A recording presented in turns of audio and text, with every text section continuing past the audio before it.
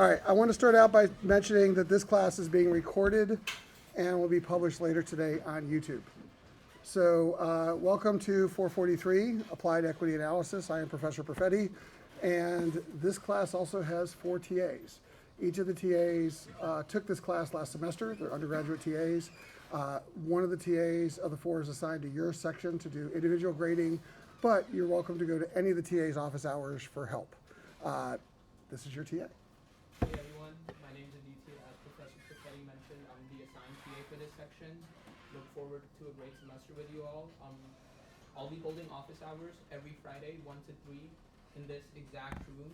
If there's any changes to that, I'll let you know by announcement on the Canvas page. This is a really great class. I had fun last semester, so definitely recommend putting some time towards it. And just, let me know if you have any questions. My contact information, my email, and my phone number are on the Canvas page, and I'll be available Monday through Friday at any point during the day. And have a nice first day of classes, everyone. Thanks for dropping by, appreciate it. One of the things because the nature of this class is unique, I actually find like getting traditional graduate TAs completely worthless because they won't understand the content, they don't know how to use Bloomberg, and they won't be able to do what you do. So the TAs here were all in this class last semester. They all did well. They did the same assignments that you're doing. They know the material. So please take advantage of what he just offered. They can be a big help in this class. All right. So again, Joseph Perfetti, Professor Perfetti, I've been here now, I think this is the 17th year. There are now 4 sections of this class. We had 190 something students registered as of this morning. It's too many. All right, so if some of you want to drop and quit and go find something else, that is encouraged, okay? Because as you can see, there's 32 computers in this room, and we have like 47 or 48 people. And so there's not enough Bloomberg terminals to go around for the students that are registered because we have 4 sections, but 4 times 32 is still a lot less than 190. So, and there's 10 people on the wait list. So there's people who want to get in. So I'm hoping to transparently tell you about all the awful things you're going to have to do this semester and how miserable the experience it is. So some of you decide this is not for me, and you go find some cushy, easy class to do. Like I did that. When I was a Wharton undergrad, I finished all my core classes. My second semester senior was like all gut easy classes.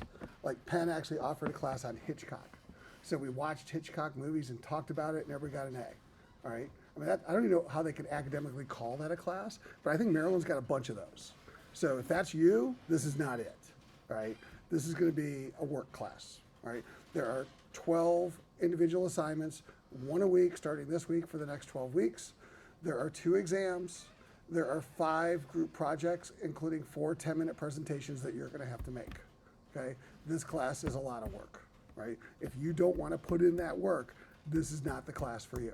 If you're I'm going to show up on the first day and last day, take the exam, that's not this class. You'll probably fail this class.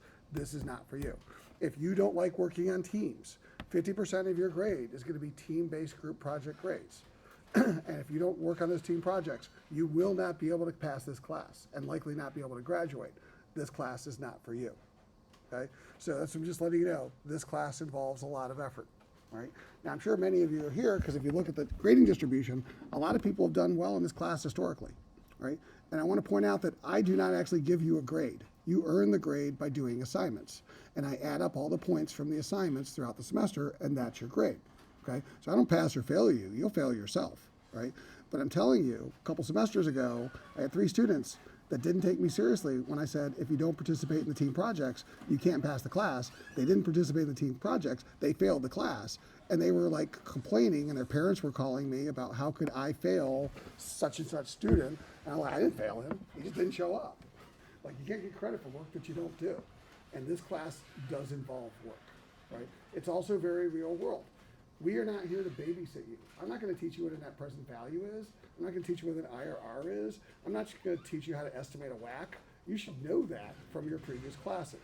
This is called applied because it's applied, right? We're going into the real world with this academic content, right? And that means you got to know the academic content. That's why there's prerequisites for this class. And if you don't understand finance and accounting, and you don't know what EBITDA is versus EBIT, right? And you don't know what depreciation is and why that matters a non-cash item, Like, we're gonna be working too much on other stuff to babysit you on all those individual terms. I'm not saying that I won't help with questions, the TAs won't help with questions, but we're not gonna do remedial stuff, right? This is applied equity analysis, and we're gonna be treating you like you know this material. And if you don't know this material, this is probably not the class for you, okay? So please drop the class, go find something else, okay? You're still in the drop-out period, this isn't the first day of class, right? So, a few other things that you should know about the class. This is my email. That's my iPhone. That is the office on the finance lab where I am never at. I'm usually here. And these are the 4 TAs, their contact information, and their office hour ties, right? You just met your TA. Each of the TAs is assigned one section for grading. They grade all the individual assignments first. But more importantly, you can go to any of the TAs if you need help with office hours. And they're actually pretty good about, hey, I can't make your office hours. Can we do it one-on-one time and another time? They'll do stuff like that too, okay? But nonetheless, these are your TAs. The course itself is going to train you to think like a sell-side equity analyst. So basically, 4 sections of the class. First, 50% of the performance of any company is the external environment. So we're going to talk to you about how to analyze that external environment. That's using a framework called EIC. Economy, industry, company, okay? That's the first section of the class. The second section of the class is historical analysis. We're dealing with the future when we deal with valuation, but we need a baseline, right? So how do we understand the baseline of a company? And we're gonna put stuff into a McKinsey-based format, which will be foreign to you, but nonetheless, it'll be a useful format for analyzing historical data. Second section of the class. Third section of the class, you will build a reusable Excel valuation DCF model, enterprise DCF. Very real world, very useful, okay? You will do that individually. You will not do that as a team. You will use Excel. If you don't know Excel, you're gonna learn Excel, or now's a good time to get out of this class, because there's gonna be a lot of Excel work this semester. The fourth section of the class will be on multiples. PE multiples, enterprise value to EBIT, enterprise value to revenue multiples, okay? We're gonna teach you what is a multiple, how are they created, how to compare, how to analyze them, and how it ties to your enterprise DCF, okay? So those are the 4 sections of the class over the next 13 or 14 weeks. Basically, as I said, doing everything in a real world context. Like, you'll notice many of the assignments say TBD, because I don't even know who your assignments are gonna be on, because I'm gonna look at based on who's ever in the news at that time. So for example, you know, Southwest Airlines is in the news because, why has Southwest Airlines been in the news recently? Yes. This might not be the reason, but I think they recently changed their seating. They did. They abandoned the seating policies. They're going to start paying for seats, right? And that's something you should be aware of, and we'll talk today about why, right? Starbucks has been in the news. Why? Yeah. The CEO change? They just fired their CEO. Where'd the new guy come from? Yeah. So that might be a company we analyze. What's going on with Starbucks that's causing them to fire their CEO for the 3rd time in the last 2 years?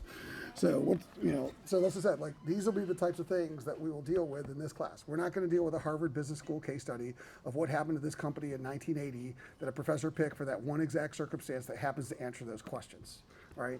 That's not this class. This class is messy. This class is real world. This is figure it out, and it's not always clear, but we're going to do it anyways, right? We're going to apply the academic formulas to do that, okay? A few other things, you can read the syllabus, but I want to be really clear about some things. So when you fill out the end of year feedback, I actually read your comments. And a few semesters ago, one of the students in the comments called me a benevolent martinet. If you don't know what that means, look it up. But I think it's actually an apt description for how we'll be running this class, okay? And martinet basically means dictator, okay? And so I take some things very seriously, including I'm gonna treat you like adults. So for example, deadlines, very serious in this class. If you miss a deadline, you do not make up the assignment, you get a 0, don't care what the reason is, okay? If you are late on an assignment, you get a 0, don't get to make it up. If you fail the midterm, there's no do-overs, right? If you don't show up in a team project and get a peer review down, there's no, oh, can I make it up a different way because I can't graduate and I'm gonna lose my job. Don't care, right? It's on you, not me, right? Deadlines are serious, they will be taken seriously, you'll be treated seriously. What I told every one of the TAs is my golden rule. I will not do for any one student, which I will not do consistently for any other student. And if I have 190 of you, and I let you make something up that I don't let somebody else make something up, how is that fair? So the only way to have fairness is to treat you fairly. And so one of the things is we take deadlines in this class very, very seriously. And we take word counts very seriously. I'll make you write 500-word papers, starting with the second or third assignment. So you're gonna be doing a lot of writing this semester in addition to math, okay? If you don't turn a 500-word paper, like you turn in a 498-word paper, you get a 0. There's no partial credit. You just get a 0. We want to grade the assignment. So we'll take that seriously. It'll happen to some of you, and you'll be like, show me the Google Docs, and say, well, Google Docs told me I met the word count, and then you read the syllabus and say, the syllabus says, oh, we don't use Google Docs because it exaggerates your word count, okay? We use Microsoft Word, we use PDF, which ELMS uses that standard. And that's the first thing the TAs will do. Every assignment, did you meet the word count requirement? No, 0. No partial credit, no makeovers, no makeups, okay? There's the Martinet part. Don't like that? Drop the class. There's plenty of other cushy classes at Smith.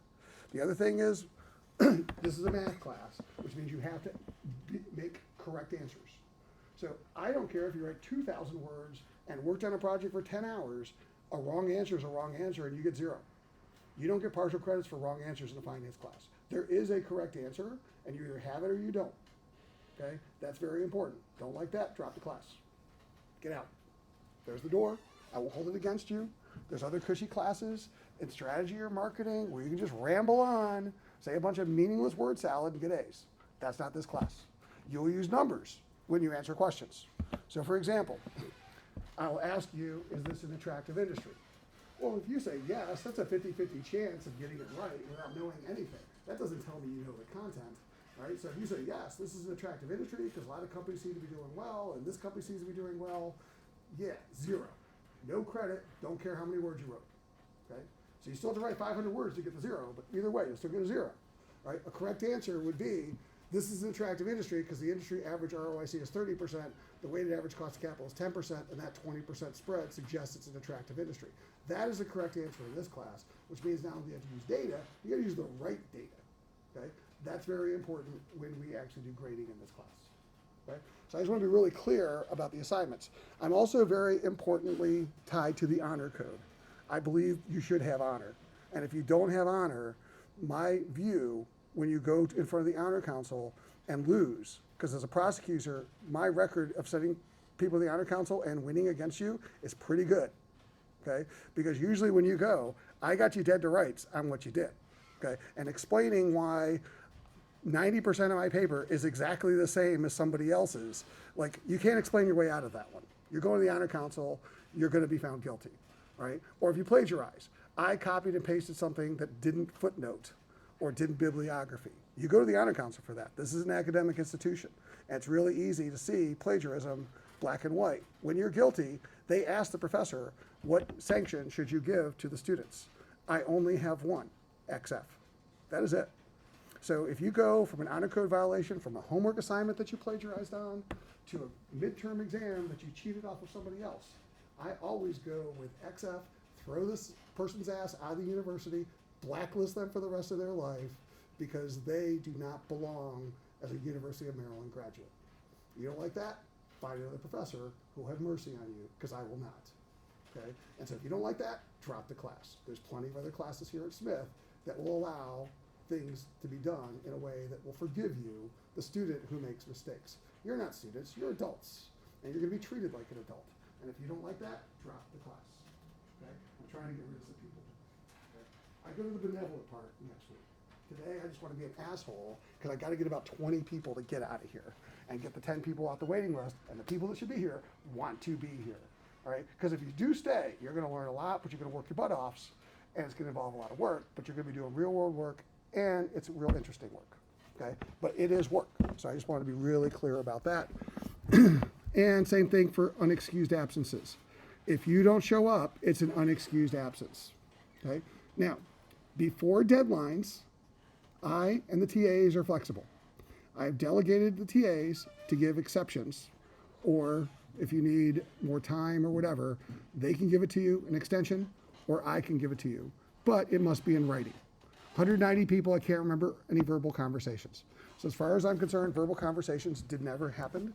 The only ones are in writing. So make sure it's an email message to myself or the TA.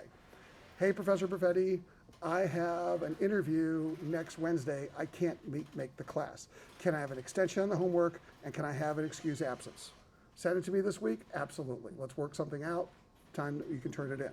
You go to your interview. You come to me after the interview. Professor Perfetti, I wasn't here because I went to an interview that day. Can I make up the assignment? No, you're getting a 0 and an excused absence. I'm going to a wedding, okay? I have a family trip that was previously planned. I need an extension. Matter of fact, this trip, is the same day as the midterm exam. Can I take the midterm exam at a different date and time? Yes, let's work something out, okay? So as I said, before deadlines, happy to be flexible. We'll work something out. I can't remember the last time I've said no. After deadlines, every time I say no. The TAs say no. It's out of fairness, okay? So you need something, special needs. I'm on, an athletic thing. I got practices. Talk to us. The final thing I'll just say, and I was a little harsh when I talked about not knowing the content, I don't want you to be a lost soul. If you're struggling and you don't know the content, nobody in your team is willing to help you, go to the TAs. Come to me, okay? And the key is don't wait till the end of the semester. Like if it's December and all the assignments are in, you're like, Professor Perfetti, I'm doing really poor in this class because I didn't understand the content. There's nothing I will be able to do for you at that point in time. If you're struggling with something, talk to us while you're struggling for it. We can get you help. In addition to the TAs, we can help you get tutors. There are previous students who are willing to be tutors that can help you with the content. We can do some one-on-one time. I'm just not going to do like hours a week myself, but I will help you. TAs will help you. So don't just struggle all by yourself. If you need help, ask for it. But if you don't ask for help, don't expect us after the fact to then provide you help, because that's not the time. So I just want to be really clear about expectations. Okay. So back to expectations. I expect you to do the reading. The book is called Valuation 7th Edition by McKinsey. All the previous editions do not help you. It was completely rewritten. The book costs about $60. That is the textbook you will need. I've assigned readings. I expect you've read it. I'm not going to babysit you on reading, but I'm assuming you know the content, right? Because this is one of the top 10% of classes, despite it being an elective for the entire university, the library has a bunch of those books in the library, which you can check out for free for the semester. First come, first serve. So that's available if you don't want to spend the $60. I don't think everybody's checked them out yet, but they do have a bunch of the textbooks on file. 50% of your grade is group projects. Okay, 10% per project, 5 projects. First group project starts in 2 weeks from today. Okay, now you're going to be on that same team for the entire semester. Okay, and because of the oversized class that we are in, if I can't get a bunch of people to leave, there's going to be 8 people on every project team. I don't like having teams that big, but 6 presentations at 10 minutes a presentation is the entire class. And I'm not going to do presentation week for 4 weeks. So six project teams. If you go to people, you are in, I believe, ironically, section 201. Okay? So what that means is there's 4 sections run concurrently, 11 a.m., 12:30 p.m., 2 p.m., 3:30 p.m. Those are the sections, all same content. We just had to break it out into 4 sections because of the Bloomberg terminal restrictions. But long story short, you are section 201, okay?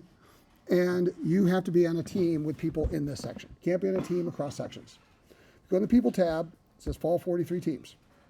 Your section is teams 6 through 12. Or sorry, 7 through 12. Those are your 6 teams for section 201. You have 2 choices. Choice number 1 is between now and next Wednesday, drag your name from the left to one of those teams. So if there's somebody you want to be on a team with, put yourself into a team, up to 8 people. If by next Wednesday you are not on a team, I will assign everybody else to a team. So everybody will eventually be on a team. If you're like, I don't know anybody, I don't know who to sign up with, you're still going to be put on a team. But if there's some people you're like, I really want to work with them, it's your opportunity between now and next Wednesday to create your own teams. Up to 8 people per team. Make sense? Okay. Again, these people are important because they're going to be 50% of your grade. Okay. Now, as far as the team projects, every group project has a peer review. You're going to have to, including yourself, rate yourself for level of effort on a 0 to 100% scale. If 2 or more of your teammates rate you below 100% effort on a group project, I will reduce your grade.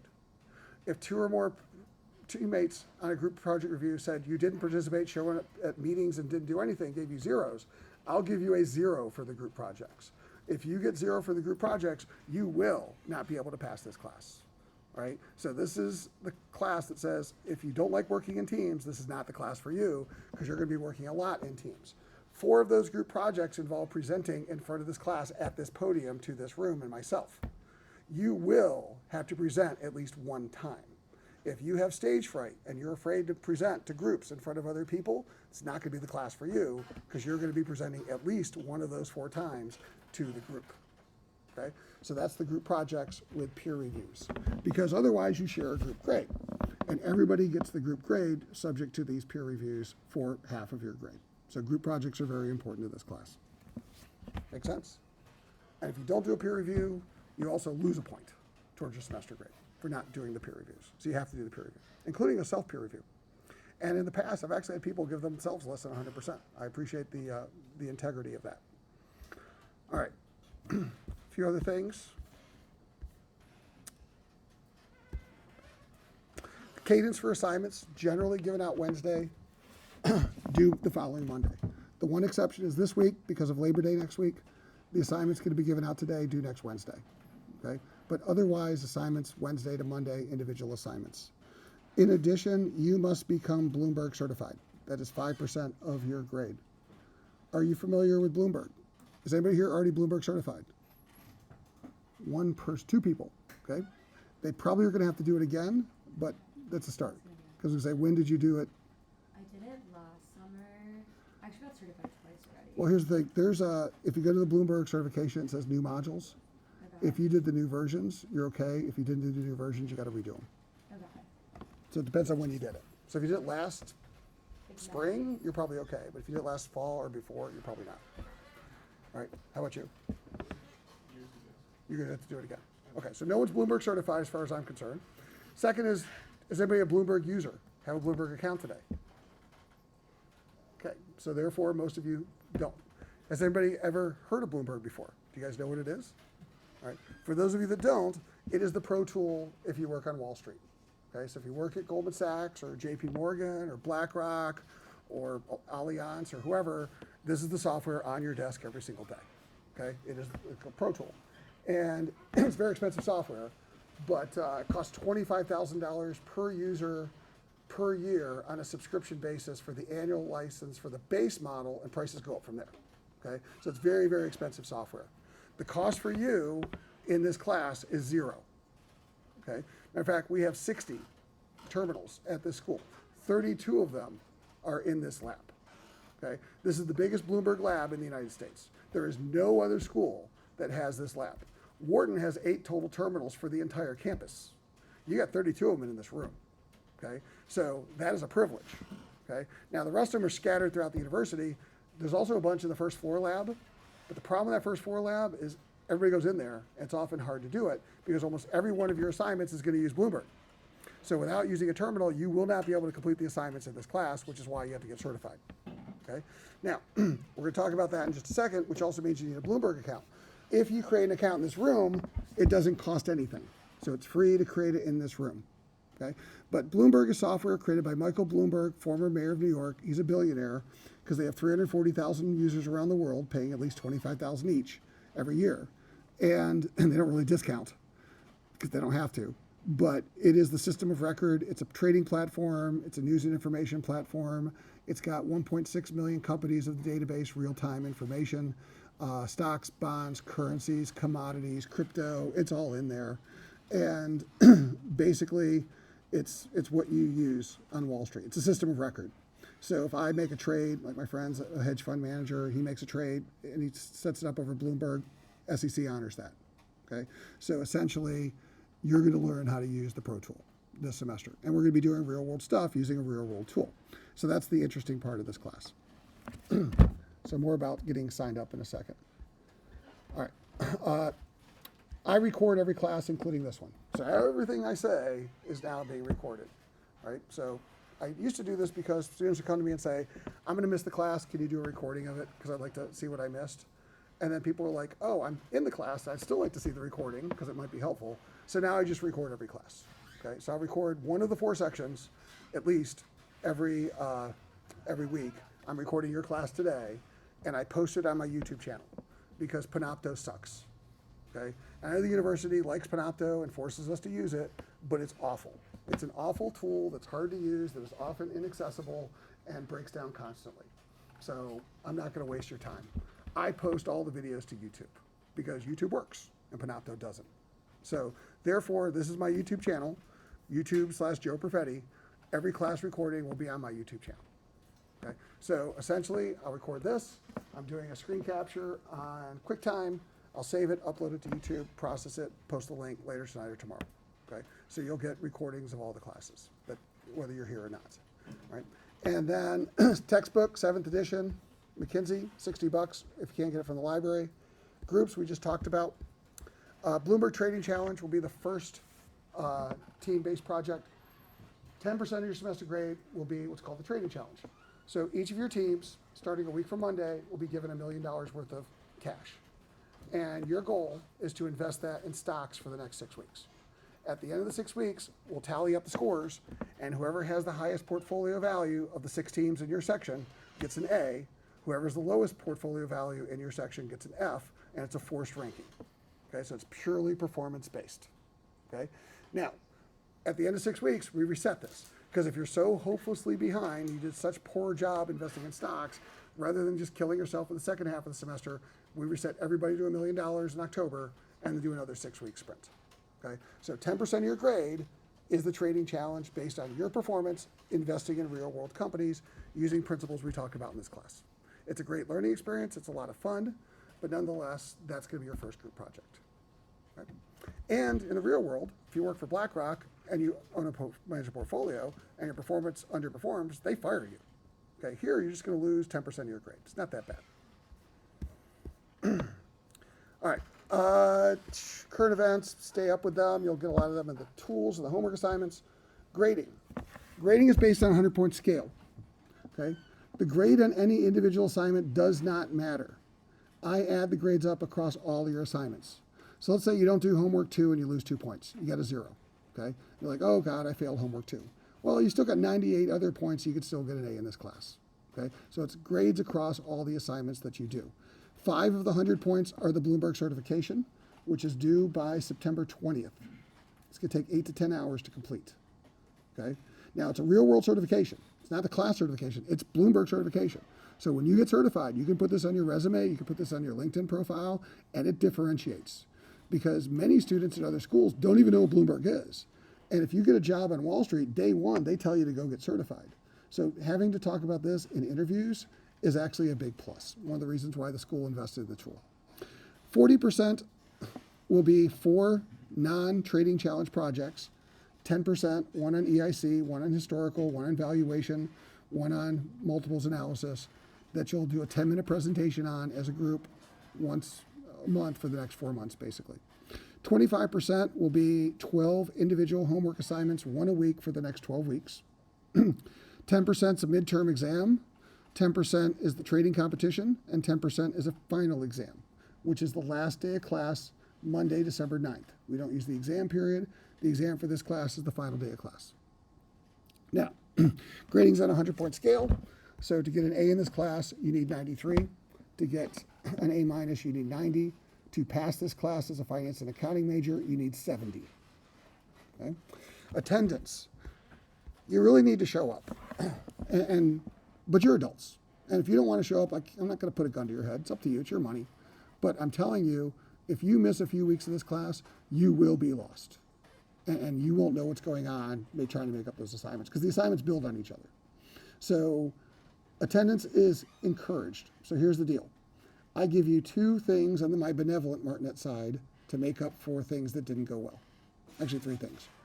Number 1 is called the assignment replacement. Okay? If you fill out this paper anytime between now and December 3rd, 500 words, you can replace any missed assignment with a perfect score. So let's say you didn't do homework 2, you got a 0, you write the assignment replacement, you get 2 out of 2 points, as if you turned it in on time. Right? Now, we will take that assignment replacement and apply it to your biggest miss of the semester, so therefore it won't actually be applied until December 6th. But nonetheless, you can always do the assignment replacement anytime between now and December 3rd to make up for a lost assignment. It does not replace a midterm exam, and it does not replace the group projects, but it does replace any individual assignment, including the Bloomberg certification. Like if you're dumb enough to not be certified for this class and still try to take it and lose the 5 points, you can do the paper to replace that. But I'm telling you, you're going to struggle all semester not knowing how to use Bloomberg. So take that. Anyhow, number 2, I will give extra credit. Okay? Usually it's 3 to 5 points, right? So if you did do poorly on the trading challenge or you did do poorly on the midterm exam, all hope is not lost for the A that you all want. So therefore, you could do the extra credit at the end of the semester and earn back some points. Okay? And the final thing is the final exam opt-out. Okay? Basically, you have the ability to opt out of the final exam, which means instead of taking the exam on Monday, December 9th, we just give you 10 points. Okay? You don't have to take the exam. If you don't opt out, you got to take the exam for up to 10 points. To opt out, you cannot have more than 1 unexcused absence this semester. Okay? You got to show up. And starting when drop ad ends, there'll be an attendance sheet which you'll have to sign. That says that you were here. If you don't sign the attendance sheet, unexcused absence, unless you have an email extension from one of us. You must also complete all of the individual assignments with a minimum score, 60% or greater on the midterm. And you could not have been sent to the Honor Council. You could not have been negative peer reviewed or forgot to turn in a peer review for any group project. Okay? So if you meet all those criteria, 10 easy points for the end of the semester. Last year, approximately 70% of the students opted out.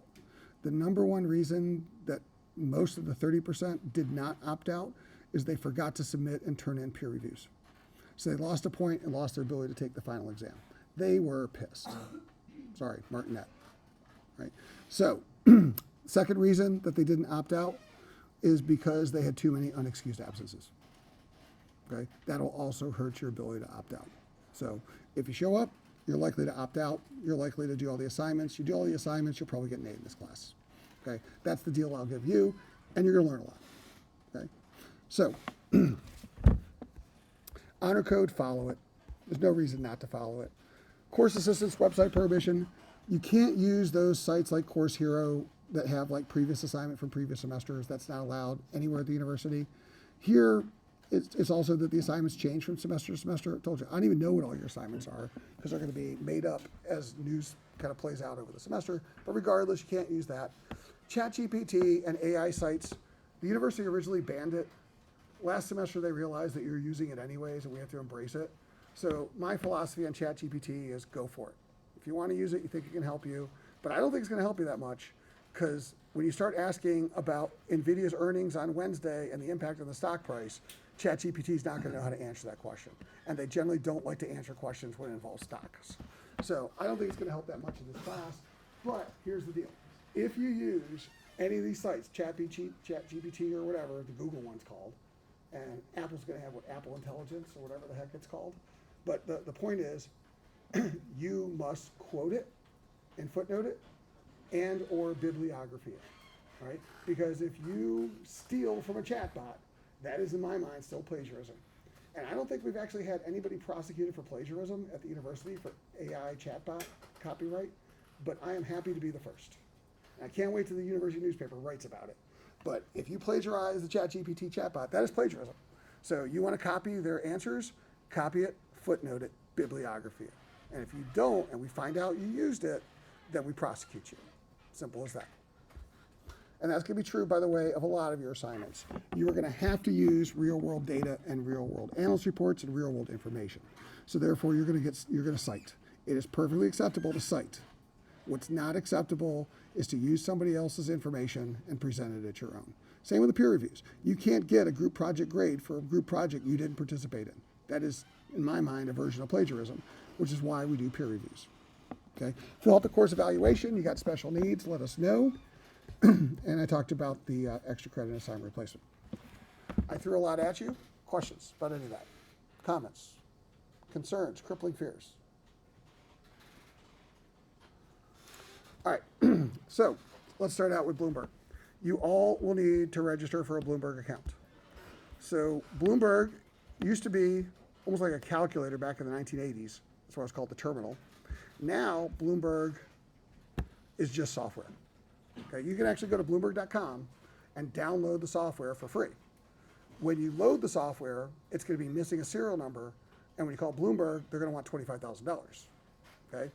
Matter of fact, I found out in the previous 2 sections that we have this happen every fall, but IT in this labs sometimes will wipe out for security reasons some of these laptops and reinstall the image, and unfortunately it wipes out the Bloomberg security numbers. So there are some computers in this room right now which don't have serial numbers, and they will not function. So when I tell you to do what you're going to do, you'll be like, it didn't work. And so when I looked at it after the last 2 classes, it's because they're lacking serial numbers. So I got to email IT to ask them to reinstall the serial numbers on the missing computers. So some of them do, about 70%, but some of them don't. Okay? But you still have to do this as your assignment. So you'll find this icon called Bloomberg, Start Menu or Desktop, and you'll double click on it to load the software. When you load the software, it'll come to a screen that looks something similar to this, and that's where you'll type in your Bloomberg username and password, okay, which you won't have one. So at the bottom of the screen, it says create a new login. If the machine is missing a serial number, it won't let you create a new login, okay, and you won't be able to get past this. But assuming it does, you'll create a new login. You can also create a login in the machines in the lab downstairs. All right, who are you creating this login for? Myself. Have you ever been a user before? No. Next. You'll type in your name and choose a login name that's not an email. Mine is J Perfetti.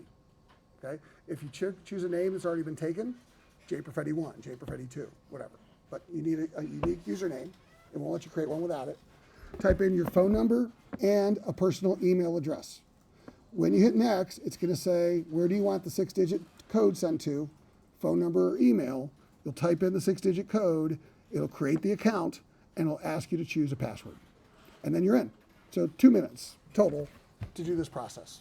Everybody will need to do this process relatively quickly because you will not be able to complete homework 1 if you didn't do this process. All right, so once you have the account, you will log in with that username and password.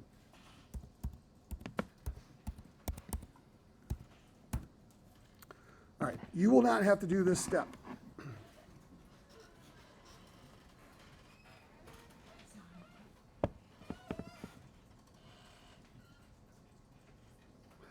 So there are 2 users out of the 60 that are allowed to use the Bloomberg software outside of the school.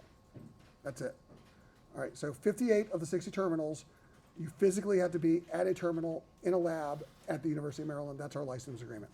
We have 2 exceptions. I am one. I can actually log into Bloomberg anywhere in the US on this laptop, okay? But it requires authentication every time to prove that it's really me. You won't have this step because you won't be able to use the software outside the school. The only other user at the Smith School that has this access is Sarah Cronke, who runs the Sembit Fund, right? That's it. All the other faculty, PhDs, students, have to physically be at a terminal to create the account and use the terminal inside the school, right? Now, trust me, if you're rich, ridiculously rich, and you want to pay $25,000, have at it. You can do it at home, all right? But I don't think most people are in that situation. So you got to use the accounts in here, but if you create an account in this lab, then you can actually do the account for free. That's our license with Bloomberg, right? Now, did we talk about Fight Club? Everybody see the movie Fight Club? What's the first rule of Fight Club? Don't talk about Fight Club. So the first rule of 443, don't talk about the Bloomberg lab. Okay? This is an open lab available to anybody in the school. Okay? The school officially wants people to use this lab and encourages them to use this real world software. PhD students will come in here and use the software. My former students will come and use this software. But you see how many people we have in this room and how many terminals we have in this room. And every one of your assignments is in Bloomberg. So the more people that are using this lab, the worse it is for you. So I know you're going to be excited about what I'm about to show you, but getting 10 of your friends to talk to 10 of their friends about how cool this lab is and how it could help them with assignments and other classes is not a help to you. I know that sounds selfish, but with 190 students and 32 terminals, and the fact that all of your assignments are in Bloomberg, I wouldn't recommend getting everybody to use this lab. Let them use the labs downstairs, but a lot of people don't know this lab exists. So, Fight Club. All right, once you log in, This terminal will have 1.6 million companies of real-time data, stocks, bonds, currencies, commodities, etc., and it's either 34,000 or 36,000 screens. It is extraordinarily complex software, big learning curve, developed in the 80s, and it's still keyboard and text driven. And it's not that Bloomberg doesn't want to update it, it's the users don't want them to update it because they've been using it for 40 years and that's what they know how to do. So, top row is kind of like a Google search menu bar. 2, 4, and 6-digit codes get you to screens. Okay? We're going to use about 20 of the 34,000 screens this semester. All right? Just a fraction of the power of this tool. You can play with other stuff too, but you're going to have to kind of learn how to use this. It's also kind of like a Google search. They did update that. So for example, if I don't know the screen and I said, tell me the price of oil, then this would be today, oil's trading at 77.42 a barrel, real-time quote, and then they'll have links to get to the screen to see more data or the chart of the screen, okay? So that's the point. Like if you don't know what you're looking for, ask it, and it'll kind of point you in the right direction. But you're gonna start learning some screen codes. One of the screen codes is called TOP, T-O-P, which is top news. This is basically taking real-time newswire feeds from every major news service. From Reuters to AFP to Al Jazeera, it's all in here in real time. You will get it here before it's actually broadcast on the news because this is the same live feed that the newsrooms are getting. Okay? So one of the things about Bloomberg, it's usually multi-screen. Traders will have this up on one of their screens so that they will get news time alerts. You can also learn how to customize news time alerts so you can have triggers. Like let's say something comes up in the news, alert you that this is a news item on whatever. Okay? TOP, T-O-P. So when I say you need to pay attention to the real world, you don't need the Wall Street Journal subscription because everything that goes to the Wall Street Journal here first, and every article the Wall Street Journal publicizes is in here. Bloomberg Business Week is in here. Okay? New York Times is in here. Washington Post is in here. It's all here. Okay? It's part of your subscription. So, second, when you look up a company, top bar, you type in the company. So let's say I want to pay attention to NVDA because I owned the stock last year and I made some money off of it. So I type in either the company name or ticker symbol, and in the second half of the screen, it'll show me the securities. NVIDIA, NVDA is the ticker symbol. US means it's a US stock. Equity means it's the equity. NVIDIA Corp is fixed income. That's their debt. We're going to be on the equity side this semester, but you can still look at their debt. When you click on the equity screen, either click or hit enter. Top is a real-time price quote, and then these are other areas that you can go to drill down. One of the things you can do is over here is EVT, which is the event calendar. I either type EVT and hit enter, or I click on the EVT to drill through. This is the event calendar. This is every public event NVIDIA has. So for example, on August 28th, NVIDIA is going to release earnings at 5 o'clock. Okay? They're going to have a conference call. This is where the analysts will get the 800 number and PIN to dial into that conference call. You could use it too. The second they ask you, when you dial in, who you're representing, they'll kick you out the call, but it's right here. Matter of fact, the last earnings call is right here, and what Bloomberg does is it listens into the call real time and transcribes it in real time. So this is the transcript from the last earnings call, which is searchable. And you can search any transcript on any company for keywords. You can search an industry series of transcripts for keywords. Very useful for figuring out, hey, what's tax rate or cap policy, dividend or share repurchase. Just type in share repurchase. Every company, every time they talk about share repurchase, will pop up and you can go right to those transcripts. So this is the transcript of the call. On Wednesday, as they're doing the call, it'll be done live in real time. And then as soon as the call's over, you can search it. Now, who are the people that are going to be asking questions on the call for NVIDIA? Because there are going to be some people asking the company questions on this call. Who are they?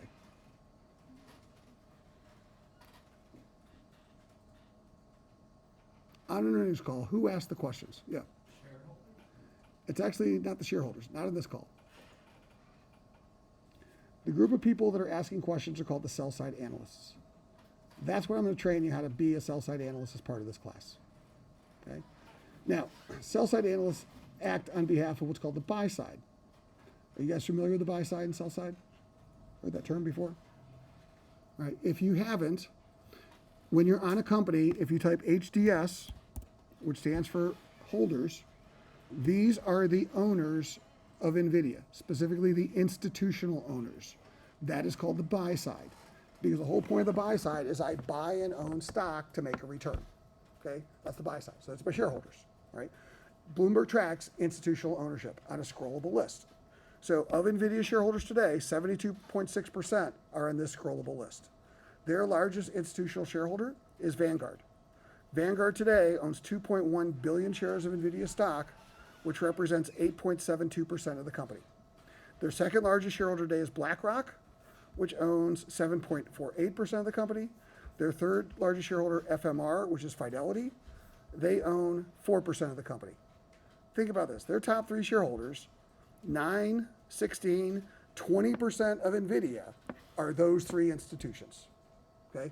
They are very important to NVIDIA's share price because when they buy and sell blocks of stock, they don't buy and sell like 3 shares on Robinhood. All right? They're buying and selling millions, if not hundreds of millions of share blocks. They are the price setters. And they use principles applied in this class. In addition, they vote on the board. So 20% of the people voting on NVIDIA's board are those three institutions.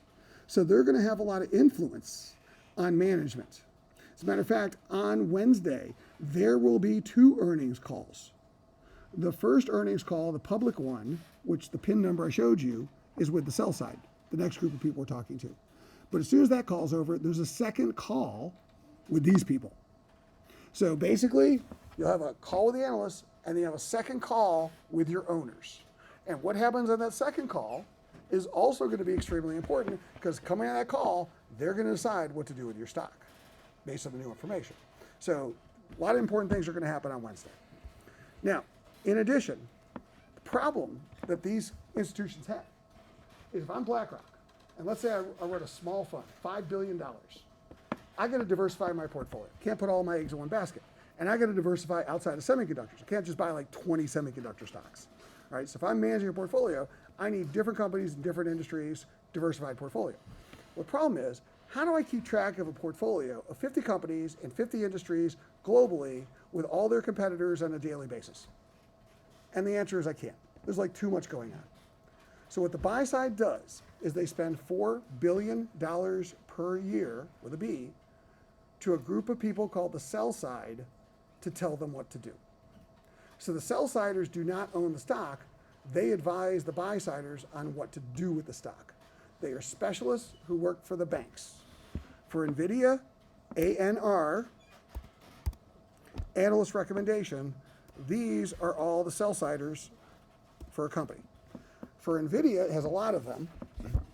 It would be these 74 people, starting with Matthew Bryson of Wedbush, Joseph Moore of Morgan Stanley, Atif Malik of Citi, Frank Lee of HSBC, Ruben Roy of Stifel. Scroll through the list. These people write the buy, sell, hold recommendations. Okay? The buy, sell, hold recommendations are not for you and me. They are for BlackRock. So BlackRock hires Matthew's team at Wedbush to say, what should I do with NVIDIA? If he says buy, which he did on August 26th, what is today? Today's the 26th. This morning, he said buy with a target stock price of the next 12 months of $138 a share. Okay?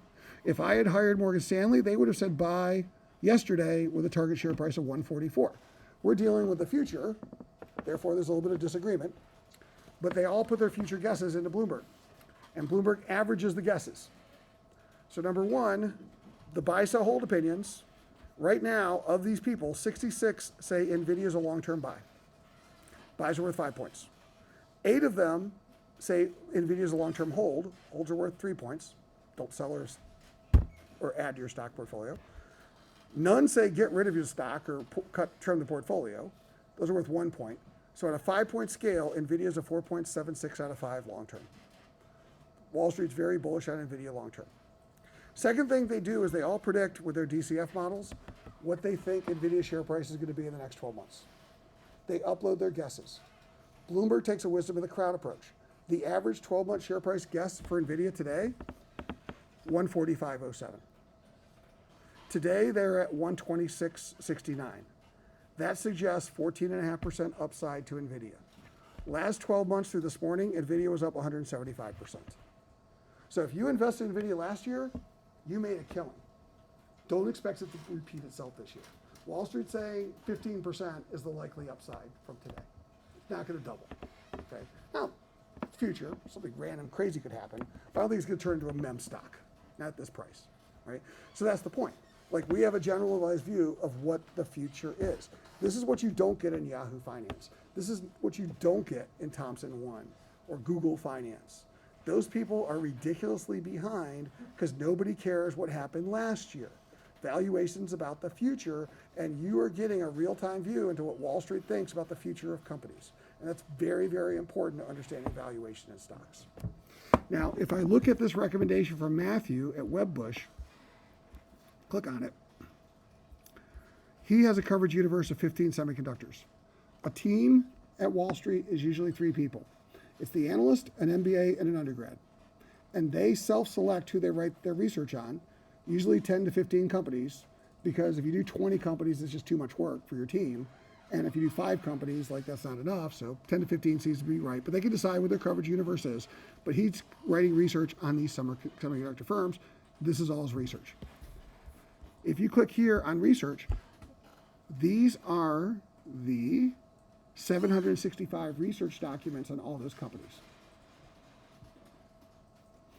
Does anybody know why my screen is blank and I don't see the 765 research documents?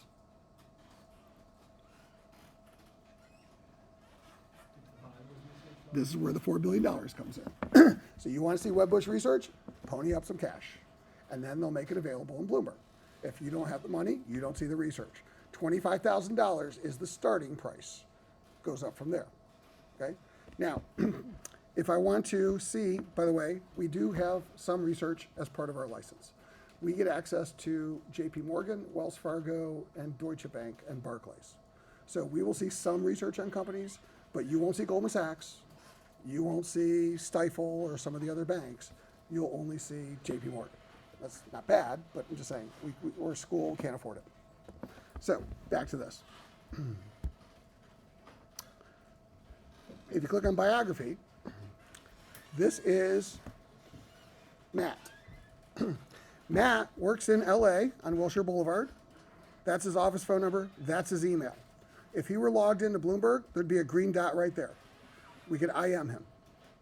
Okay? Because this is a system of record, basically, they'll respond. Right? Because if some trader's calling me, I got to talk to him. So I will always respond to the first IM that I get on Bloomberg. When they realize you're a student, they'll block you. Okay? You're wasting their time. They're not going to want to talk to you. But you have access to 340,000 people in the world of every single top finance person, from Matt to Jamie, what's his name? Jamie Dimon. He's on here. You can IM him on here when he's logged in. Okay? You have access to all of that. As a matter of fact, this is now unofficial, even though I'm on YouTube for the world to hear. Because Bloomberg discourages this, and the university discourages this, because we're not allowed to do this. Okay? But a feature of Bloomberg, which is called POP, is a searchable database of every Bloomberg user, which you can search by anything. So, show me all of the UMD graduates that currently work at Chase, that currently work at JP Morgan Chase, that currently work at Goldman Sachs. Show me all the Goldman Sachs people that work in investment banking that are using Bloomberg. You will have all of that contact information. If I wanted a job on Wall Street and I had no shame, I don't think that we get the best path to the best jobs.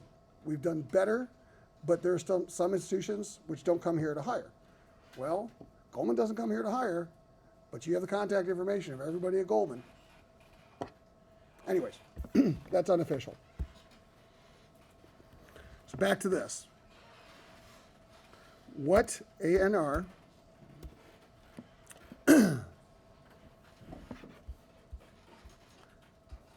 What these people do is they also model these companies in Excel. So they got a model forecasting NVIDIA. Every one of these banks does.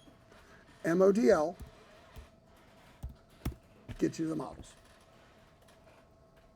Over on the right are the Excel models for all the banks. But you'll notice there's a padlock on the icon of every one of these Excel models. And you know why? Money. You got to pay to see their models. So you pay, you can download the models. You don't pay, can't see the models because they're selling this. But they still sell them through Bloomberg. They upload them here. But the one thing they all do is they allow Bloomberg to average all these paid models' guesses. So even though you can't see the individual models without paying, you can see the collective average across all the models that have been uploaded, and that is called the consensus estimate database. That's exactly where the consensus estimate comes from. So when you hear a company has missed or met their earnings, it's the average of the guesses of the sell-siders that are uploaded to Bloomberg. Okay? And so the nice feature is this is the single year for NVIDIA. If you click on this tab for multiple periods, this is the forecast, average forecast consensus for NVIDIA for the next 5 years. That's NVIDIA's future, baseline on Wall Street. So last year, NVIDIA's revenue, for example, was $61 billion actual. By 2029, NVIDIA's revenue is expected to be $285 billion. Last year, NVIDIA's EBITDA, or actually do operating income, that's EBIT margin, $7.8 billion of EBIT last year. By 2029, $37 billion of EBIT. By 2029, $142 billion of EBIT. Okay?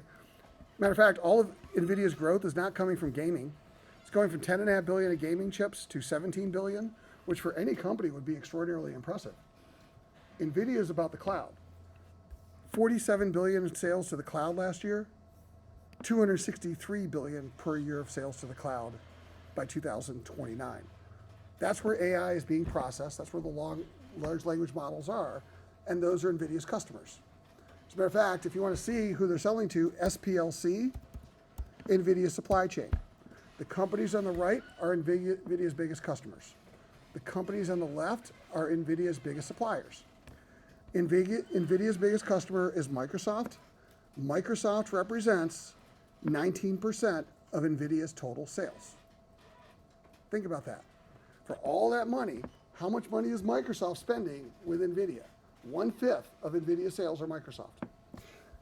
10% of NVIDIA sales are Meta. 30% of NVIDIA sales are Microsoft and Meta. Alphabet, which is Google, 7% of their sales. Amazon is 6% of their sales. Those four companies represent 40% of NVIDIA's sales. So here's the thing. All those companies talked about how much money they spend on CapEx and chips. Those earnings weren't out. So the market kind of has an estimate of what NVIDIA is going to do because Facebook's saying, I'm spending $8 billion a quarter. Most of that money is going to NVIDIA. And so I can actually use that to help project NVIDIA's earnings. So Wall Street has a pretty good idea of what's going to be announced tomorrow because almost every one of those other companies have all reported last month. But nonetheless, you have access to this. You can also see that their biggest supplier, Taiwan Semiconductor. They outsource the chip making. They don't make the chips themselves. Taiwan makes them, right? This is Foxconn. So again, you can see all this information. I have gone through 3 of 34,000 screens. I've just scratched the surface on this, right? But I'll tell you, one of the other screens we're going to use this semester is called RV.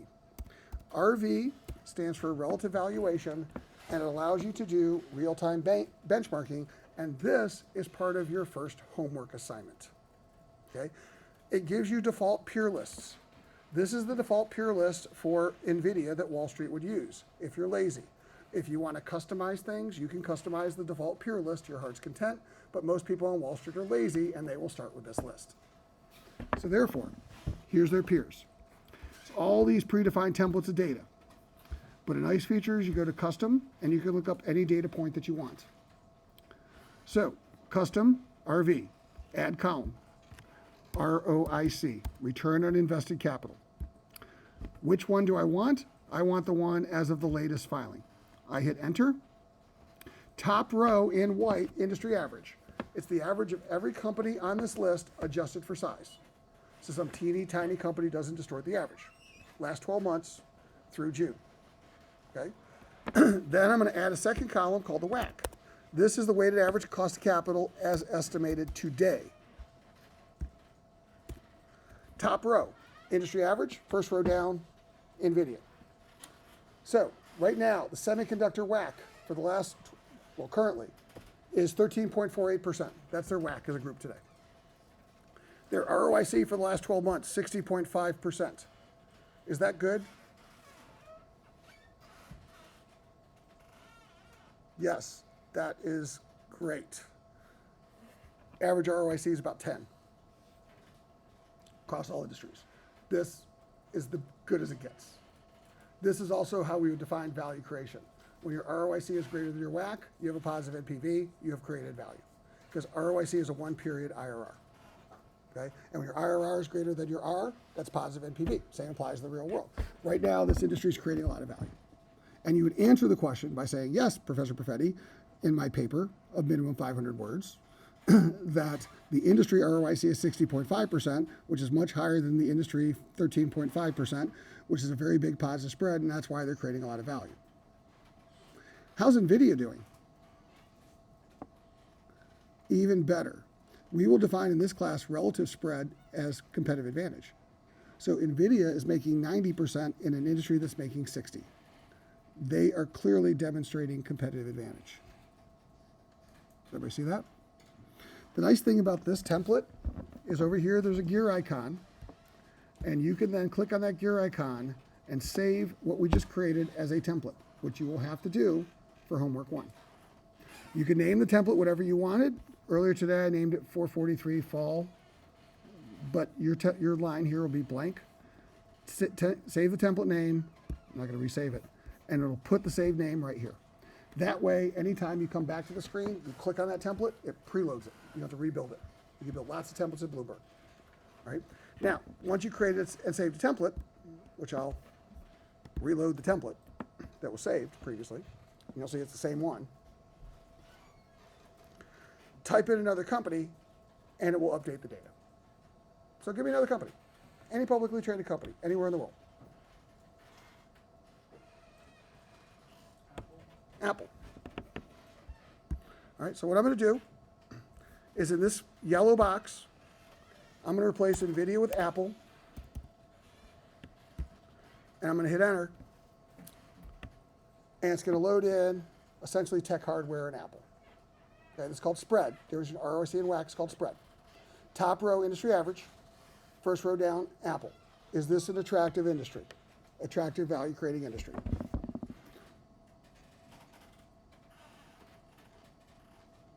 Yes. Industry makes almost 50%, and current cost of capital 11.4. That's a positive spread, positive value creation. Again, Apple outperforming. Now here's the key of EIC. 50% of your performance is your industry. Right? Your industry is more important to investors than your company, says Warren Buffett. Right? He's actually said this. He's like, I don't invest in companies, I invest in industries. Right? Because, paraphrasing Mr. Buffett, if I fall in love with a company in a bad business, there's nothing they can do. Right? Even average companies and great businesses can get good returns. So his investment philosophy at Berkshire Hathaway, find the attractive, preferably enduring industry, then pick who's going to win, in that order. And that has served him well, and that's an approach we're going to apply this semester. But it starts with EIC because half your performance is the industry, and some industries are more attractive than others, and we got to understand why. Example, Ford. Here is the automobile industry, traditional auto, excluding Tesla. How do you think this industry is going to look? Ford, BMW, Porsche, Ferrari, Toyota, Honda, Kia, Volvo. Is this a good industry? Look at the data. Is this attractive? That's the point. Average WACC is 8. They're averaging as a group 6.7, 8. This is a value-destructing industry. How's Ford doing? Even worse. Matter of fact, if I click here, I can sort columns. Who's doing well? Who's the best ROIC? Ferrari. Are they creating value? Yeah. Who else? You're going to go through one or two firms, barely, and most firms have negative spreads. This is a tough industry. That's the point. There are always outliers, but I don't want to hope to find an outlier. This is a bad industry. Semiconductors. My dog Romeo could probably pick randomly some companies and do well in semiconductors because the industry's so freaking good. Right? Now, I hope I get NVIDIA, but I don't have to get NVIDIA to make a lot of returns because the industry's so good. That's got to be our perspective. The market matters when we evaluate companies. What's the market? How's it going to change over time? First section of the class. This is the data we will use to support that. Okay? Here is Southwest Airlines. I made some comments about why Southwest Airlines had to change their business model. Let me show you some data. This is the industry, airlines, US, last 12 months through June. You tell me, how's the airline industry doing and how's Southwest doing in this industry?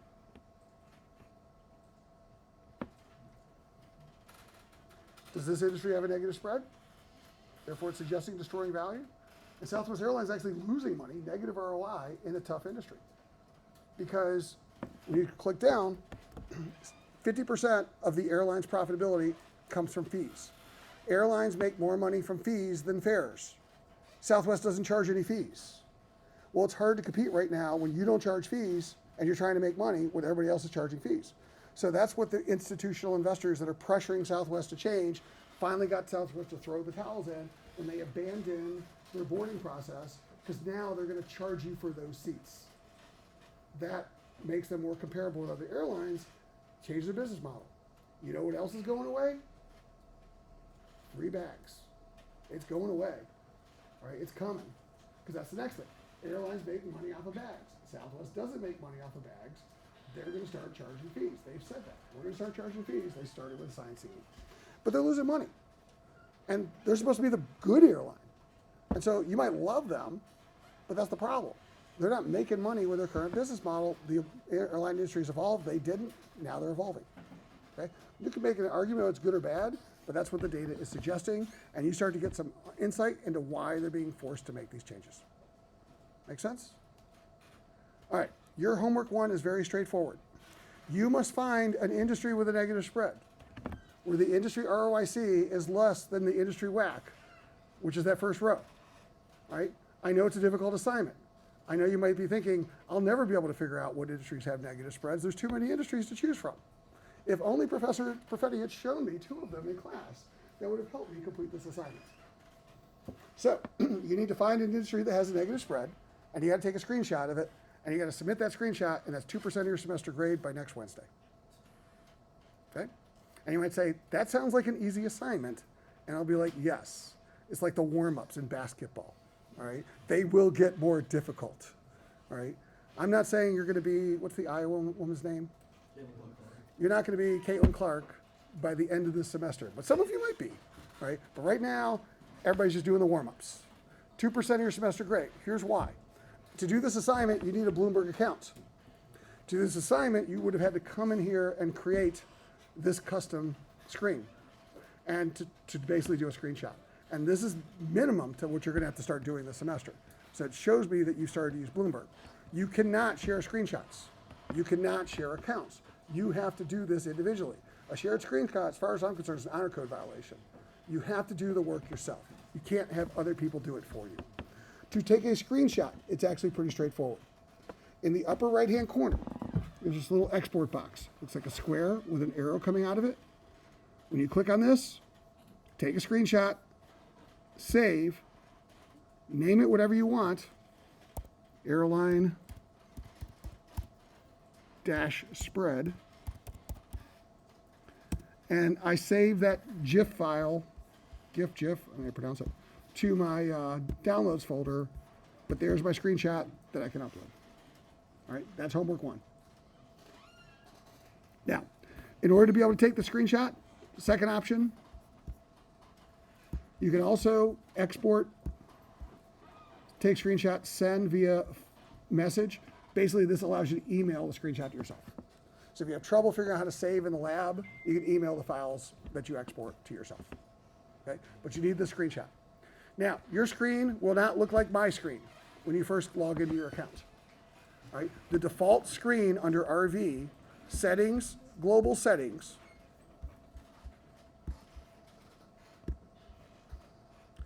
will look like this. It's going to have this annoying ribbon bar in the middle, which I find to be pretty worthless and never gives me helpful information. And I like to get rid of it because I think it just takes up screen real estate. If you want to keep the annoying bar, you don't have to, but I'm going to show you how to get rid of the annoying bar. And more importantly, yours won't say market cap weighted average. It's going to look like this. Okay? So what you're going to do after getting your RV and the company, settings, global settings, is for your account individually, where it says view options, show top section, that's this bar. Uncheck that, the bar will go away. And then these statistics add to your screen. The statistic you're going to add to the screen, market cap weighted average. Check that box.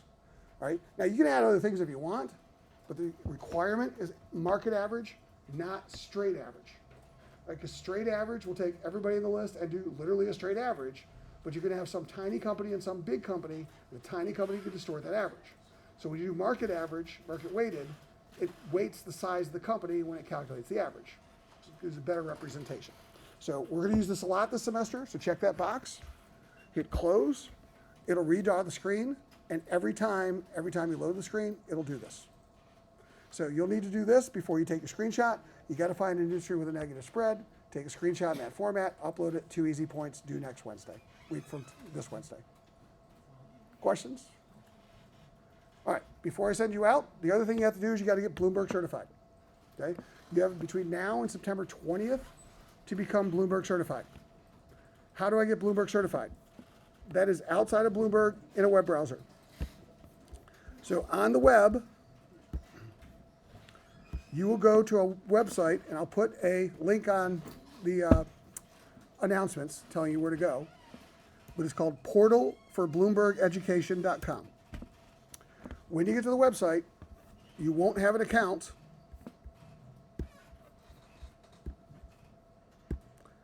So you will sign up for an account. Very important. This is a separate account than the account that you log into the terminal in this room, because it's on the web. This account is an email address. The account for the terminal is not an email address, so it's a second account. The email address for this account must be a umd.edu email address. And here's why. I think they're charging $159 or $179 for the certification. Okay? So when you try to do the certification, it's going to ask you for a credit card. If you use a umd.edu email account, it's free. It won't charge you. It'll be zero. So I don't like wasting money, so take advantage of that. It's part of our license. Bloomberg is allowing unlimited certification for students. The way they're proving you're a student, umd.edu email address. So sign up with a UMD account. Once you do and log in,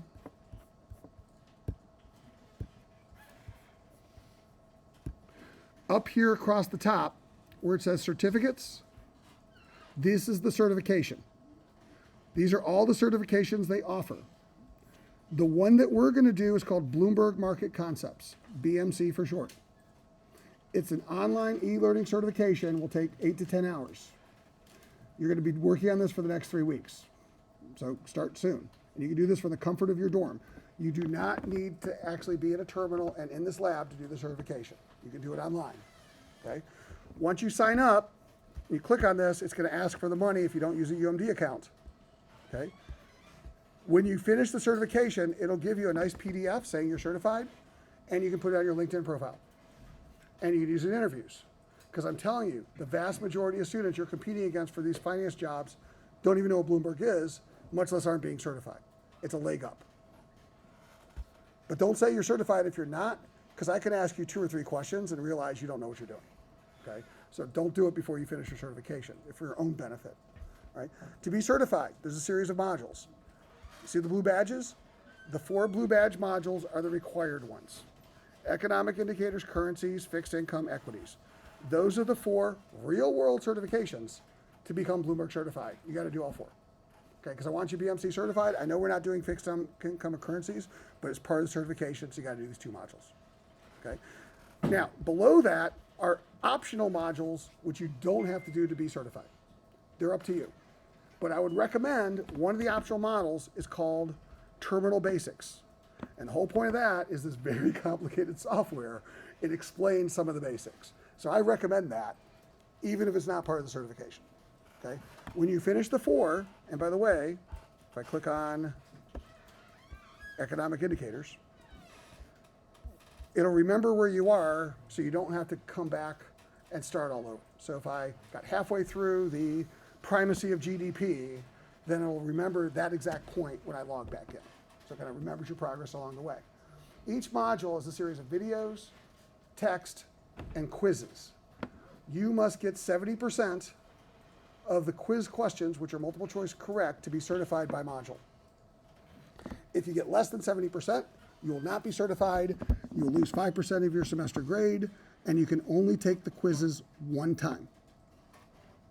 So my recommendation, don't skip the content and go right to the quizzes. You will fail. And that's not good for you. If you watch the videos, you will pass. The quizzes are structured that way. So they want you to watch the content. So that's what they're going to test you on. What did we say in this video when we talked about this? And if you didn't watch the video, you're randomly guessing 5 questions. Okay? So I'm telling you, you have to do it. And each of these modules is going to take 1 to 2 hours. So start now, individual certification, due September 20th. Questions about any of that? All right, final thing.